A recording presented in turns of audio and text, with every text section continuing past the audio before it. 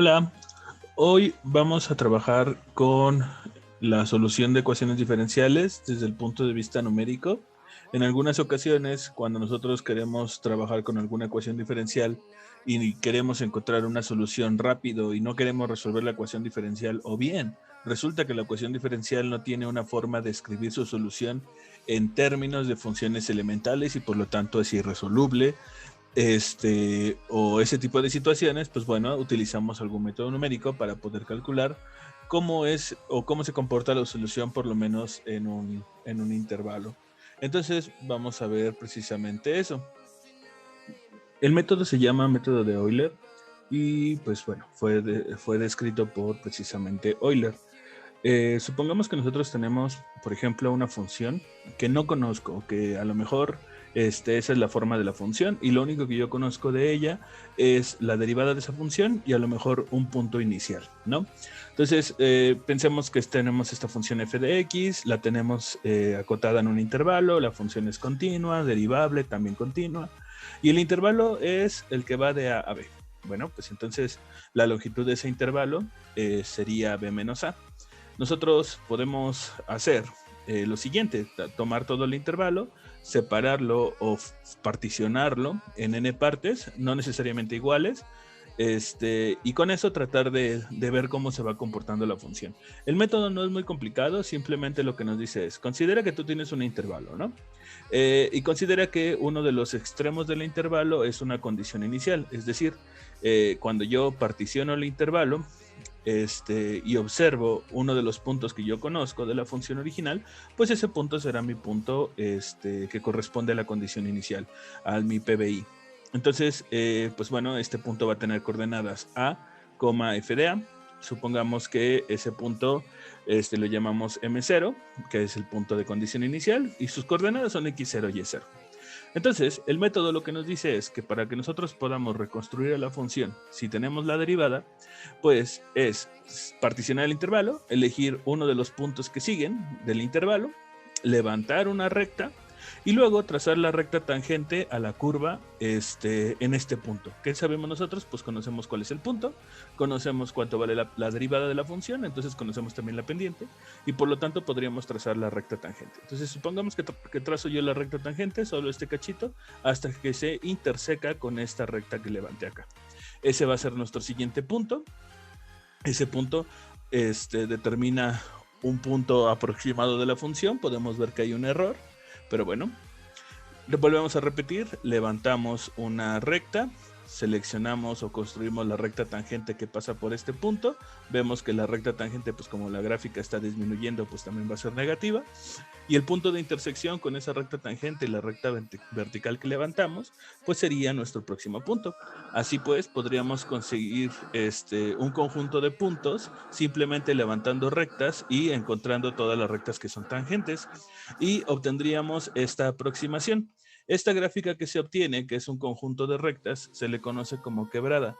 En general, la gráfica que acabamos de construir recibe el nombre de quebrada de Euler y simplemente es porque está construida por un conjunto de líneas que están quebradas, por así decirlo. Todos estos puntos determinan entonces la posible solución de la función, bueno, la aproximación de la función. En este caso lo tenemos como pares ordenados. El último punto es m-1 y el penúltimo punto, perdón, y el último punto es m sub n. Y ahí hemos particionado, hemos visto cómo se particiona el intervalo. Parecen ser regulares los puntos o las particiones, pero recuerden que no necesariamente tienen que ser regulares o tienen que ser iguales.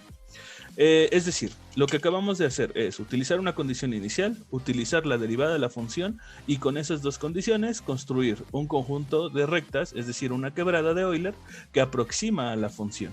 Todo ese conjunto de puntos, que le vamos a llamar relación n, porque está formada de n puntos, pues está construida precisamente de puntos que tienen la forma m de x y sub i. podemos notar que es este conjunto de puntos. Esta solución, pues, abusando un poquito de la notación, sería aproximadamente lo mismo que haber aplicado la regla de correspondencia F a un conjunto en este intervalo. Entonces, si yo quisiera aproximar a lo mejor la solución de una función, de una ecuación diferencial, perdón, utilizando el método de Euler, pues lo que tengo que hacer precisamente es reconstruir estas rectas que son tangentes. Básicamente el método trata de levantar una recta vertical, encontrar la intersección de la recta tangente a la curva en un punto dado, y ese será nuestro nuevo punto. Y conforme nosotros vayamos avanzando, pues estamos reconstruyendo la función. Es claro que si el número de puntos o de subintervalos que hacemos en la partición tiende a ser infinito, es decir, el tamaño de subintervalo tiende a ser 0, entonces la aproximación de Euler será exacta en cuestión de lo que tenemos como función, ¿no? Como es un método numérico, pues no podemos tener respuestas exactas, pero pues una aproximación es bastante útil en determinado caso. Vamos a ver cómo se desarrolla esta expresión, y para eso nos vamos a ir a Word. Bien, entonces nuestra misión es obtener una expresión que nos permita encontrar todas esas coordenadas x, y del término m sub n o del punto m sub n, para poder calcular la aproximación de Euler a la solución de la ecuación diferencial. Nosotros partimos de dos cosas que nosotros conocemos, ¿no? La derivada de la función respecto de x. A esa derivada, pues por la forma estándar vamos a denominarle g de xy, porque puede ser una función que depende de x y de y. Y también conocemos una condición inicial. Tenemos un punto. El punto es el punto m0 con coordenadas x0 y y0. Entonces, lo que nos gustaría encontrar sería precisamente el conjunto de todos los demás puntos. Si nosotros observamos o recordamos, lo que estábamos haciendo era elegir el punto, trazar la recta tangente a la curva en ese punto, levantar una recta perpendicular al eje de las x y encontrar la intersección donde se intersecan ambos puntos. Entonces, ¿cómo encuentro esa recta perpendicular? Ese sería el primer paso. Nosotros tenemos una partición del intervalo, ¿no? Entonces no hemos dicho cómo, vamos a hacer esa partición. Nosotros sabemos que el intervalo tiene un tamaño b menos a, y podríamos particionar ese intervalo en n partes iguales. Dijimos que no necesariamente eran iguales, pero pues podemos hacerlo por practicidad. Vamos a llamarle al tamaño de cada uno de estos subintervalos h, y ese tamaño pues va a ser b menos a dividido entre n, donde n va a ser el número de intervalos que vamos a nosotros elegir. Ya tenemos de qué tamaño va a ser el ancho del intervalo. Entonces, por ejemplo, para el siguiente punto x1, pues vamos a tener que tomar el x0 y sumarle ese ancho, y tendríamos el siguiente valor. Podríamos repetir para el punto 2, agarraremos el punto 1 y sumarle un ancho, pero sabemos que el punto 1 pues es x0 más h, y más h pues tendríamos 2h. Entonces, de forma general, pues podremos encontrar una forma de encontrar la expresión para el término jésimo del subintervalo, o de los intervalos, perdón, que nosotros tenemos, y sería pues simplemente sumarle al término jn-1, j sub 1, perdón, una h, o bien, haciendo la recursividad, tendríamos x0 más hj, donde j es el número de subintervalos en el que me encuentro, ¿no? Si estoy en el 2, pues es 2. Y así sucesivamente. Bueno, así se calculan entonces los x sub j. ¿Cómo encontraríamos los y sub j? Bueno, es sencillo igual, ya que esos y sub j pertenecen a una recta que es tangente a la curva, y la ecuación de la recta tangente es y menos y1 es igual a la pendiente por x menos x1. Esa es la ecuación de una recta, ¿no? En su forma punto pendiente. De aquí queremos conocer cuánto vale la y, porque ese es el valor que me interesa. Entonces y tendría que ser igual a y1 más m veces x menos x1. Pero y1 es un punto arbitrario, ¿no? De hecho, este y1 puede ser un y3, un y4, un y5, y dependiendo, ¿no? Si yo tengo el y3, pues calculo el y4. Si tengo el y5, calculo el y6. Entonces, si yo quiero calcular al yn o yj, pues simplemente utilizaríamos el anterior, el j-1 o el n-1, como ustedes gusten ponerlo. Más adelante creo que voy a utilizar n, entonces no hay problema. La pendiente. La pendiente es la derivada de la función evaluada en el punto, pero resulta que la derivada de la función la llamamos g de xy.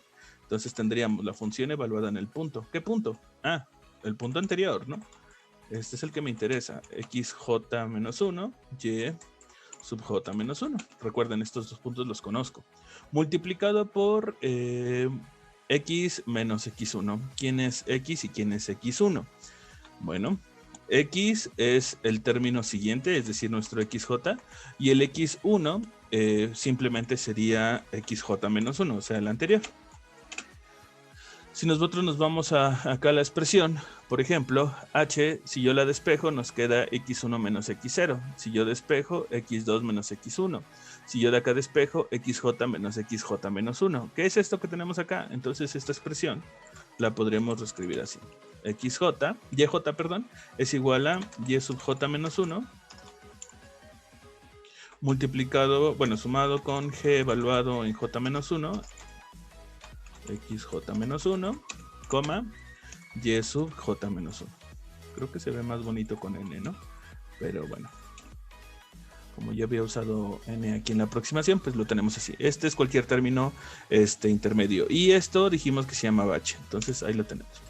Es muy común que los ejercicios nos los den con la derivada de la función escrita de esta forma, o sea, la derivada es igual a una función que depende de x y y nos den un punto inicial y generalmente nos van a decir cuánto vale h. Por ejemplo, nos dicen, encuentra la solución aproximada de la ecuación diferencial en el intervalo de 2 a 3, con la condición inicial de que cuando x vale 2, y vale 1, supongamos, con un tamaño h igual a 0.5. Bueno, pues eso nos dirá entonces el número de subintervalos, perdón, en el que estamos particionando el intervalo general.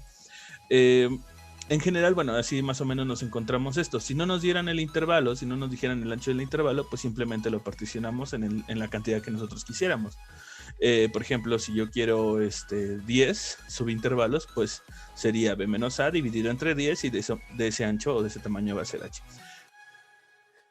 Vamos a ver un ejemplo utilizando precisamente estas ideas y lo que ya conocemos. Voy a modificar un poquito esto, pero va a ser exactamente igual. Entonces, supongamos que nos dan la ecuación diferencial y' igual a 1 más xy cuadrada, con la condición inicial de que x cuando vale 0, el resultado es de que y vale 0, y nos piden que encontremos la solución en el intervalo entre 0 y 1. No nos están diciendo el tamaño del paso, ni nos están diciendo cuántos subdivisiones haremos en el intervalo, entonces nosotros vamos a decidirlo, y vamos a decidir con... Bueno, ahorita vemos. Voy a utilizar GeoGebra para poder hacer la aproximación. Para eso utilizaremos la vista de cálculo, entonces hoja de cálculo. Y esta hoja de cálculo me la vamos a traer para acá. Y la vista algebraica, que casi no la vamos a usar, la pondremos por aquí. Ok, entonces la hoja de cálculo nos va a servir para automatizar el proceso en el cálculo de precisamente estos valores. Aquí vamos a poner los términos x sub n. Acá pondremos los términos y sub n, como ya habíamos visto cómo se calculaban. Y vamos a poner aquí cuánto vale el intervalo. Vamos a poner de A a B.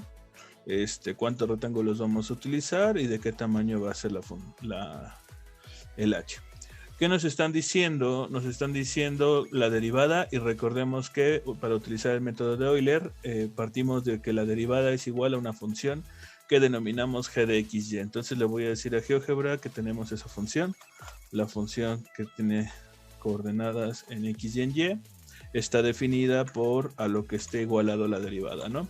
Entonces aquí la tenemos, la función g de xy es 1 más xy cuadrado. Bien, condición inicial, cuando x vale 0, y vale 0. Condición inicial, lista. Intervalo, el valor de a a b. En este caso sabemos que a vale 0, b vale 1 porque es el tamaño del intervalo, y lo que haremos será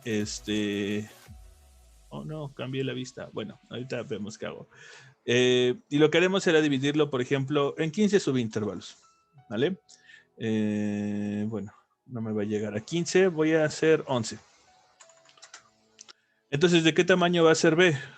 o perdón, de qué tamaño va a ser h, lo que valga a. En este caso, en algunas ocasiones es más fácil escribir directamente cuánto vale o cuál es la coordenada de la celda, que tener que seleccionarla, porque en ocasiones no lo acepta GeoGebra. Entonces, nada más para que tengan cuidado. Es B menos A, esto dividido entre n, y n está en D3. Listo. El tamaño del paso va a ser de 0.09. Entonces, elegimos el valor de x. El valor de x, ¿cómo se elige? Es x anterior más el tamaño del paso. ¿Quién es el anterior? En este caso es A2. Y le vamos a sumar el tamaño del paso, que está en D4. Solo que D4, como no queremos que se mueva, vamos a ponerlo entre signos de pesos, porque queremos que permanezca fija esa celda. Entonces vamos a arrastrar este valor de x hasta que rellenemos el intervalo. Como son de 0 a 1, pues lo llenaremos hasta 1 más abajo. Ahí lo tenemos rellenado. Y vamos a calcular los valores de y. ¿Cómo se calculan? Seguimos la fórmula. Sería yn, es decir, el anterior, está en B2, más la función nosotros le llamamos g. Bueno, acá está, la función g, evaluada en xn. Xn está en la coordenada A2, coma bn. Bn está en la coordenada B2. Y lo que me dé esa evaluación la vamos a multiplicar por h. H es un valor fijo, entonces está en la coordenada de 4 entre signos de pesos. Lo que nos dé sería el resultado de la expresión evaluada en ese punto. Arrastramos la expresión y bueno, tenemos aquí la aproximación. ¿Cómo la vemos gráficamente? ¿Cómo sabemos cuál es la gráfica de esta función? Pues simplemente seleccionamos estas dos columnas y le decimos a GeoGebra que cree un poligonal. Y tenemos la aproximación a la, recta aquí que tenemos, ¿no? Vamos a tratar de mover esta vista gráfica hacia acá. Ya no lo vamos a usar tan directamente, entonces lo vamos a desplazar un poquito. Y me gustaría que viéramos cómo se ven las curvas, el campo de direcciones, perdón, para esta ecuación diferencial. Vamos a decirle a GeoGebra que nos genere campo de direcciones de la función, y nuestra función es g. Parece ser que nuestra expresión sí determina cuánto vale en este caso. Si le cambiamos un poquito el color al campo de direcciones para que podamos observar de mejor manera la característica que tiene nuestra aproximación, vamos a ponerlo a lo mejor así. Notaremos cómo en lo que nosotros tenemos en realidad, pues sí es una aproximación a cómo es la ecuación diferencial en este intervalo entre 0 y 1, pero es una buena aproximación según observamos el campo de direcciones.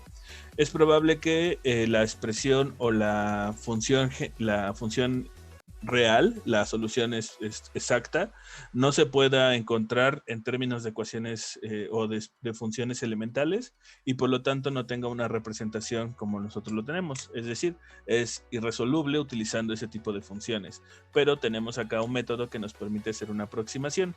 En este caso, pues el método se puede ampliar a otro tipo de funciones que nosotros tengamos acá, con la idea de que tengamos las condiciones de existencia y unicidad para que se pueda asegurar que, por ejemplo, la solución existe y por lo menos la pueda encontrar aproximándola.